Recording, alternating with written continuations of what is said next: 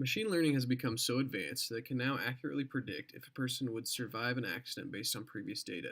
To show an example of how this works, we're going to look at a data set on the passengers of the Titanic that is already preloaded from bigml.com. After you've signed in, you just search through sources and you'll see the Titanic survival data set. You click on that, then you click on the top right to configure data set, and then create data set. Once that opens, you should be able to look at the count and some kind of diagram of all the components of the data. To make a basic model, you click Model here under the same tab as before.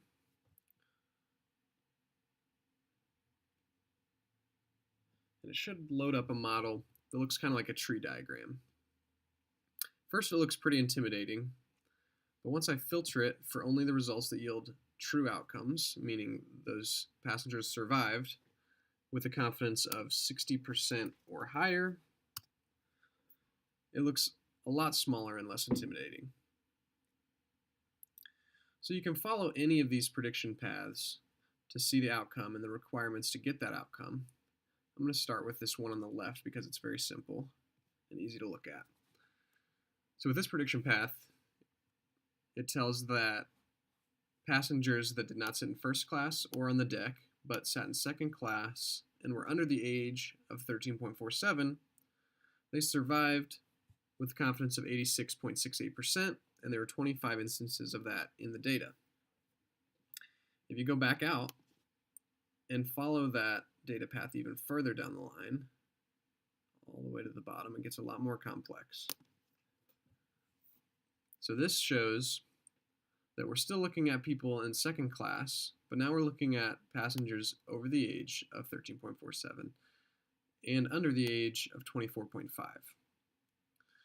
We're also looking at those passengers that paid a fare between $1,075 and $2,375.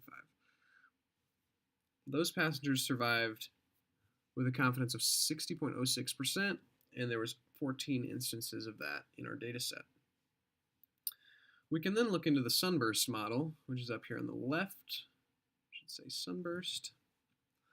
You can see a different diagram. This middle circle in the model basically describes the whole data set.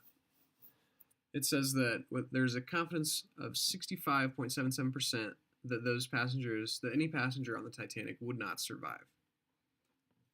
You can go to any of these other segments and look at their confidence and the qualifications behind it.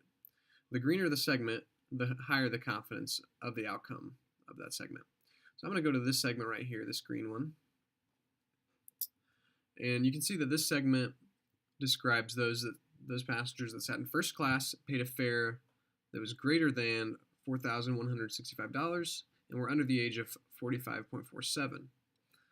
Those passengers survived with a confidence of 73.9%, and there was 125 instances of that in the data. Now, this is just a basic demonstration of prediction modeling with bigml.com. The program can do a lot more and handle a lot more complex types of data. It can be applied to daily things like figuring out which movies a person would be likely to enjoy based on the types of movies that he's enjoyed in the past, or other things such as figuring out which seat in a car is least likely to keep you safe in an accident. With that knowledge, car manufacturers could then change the safety designs on a vehicle to increase the confidence of survival. The opportunities for machine learning are endless, and it is already in use all around you.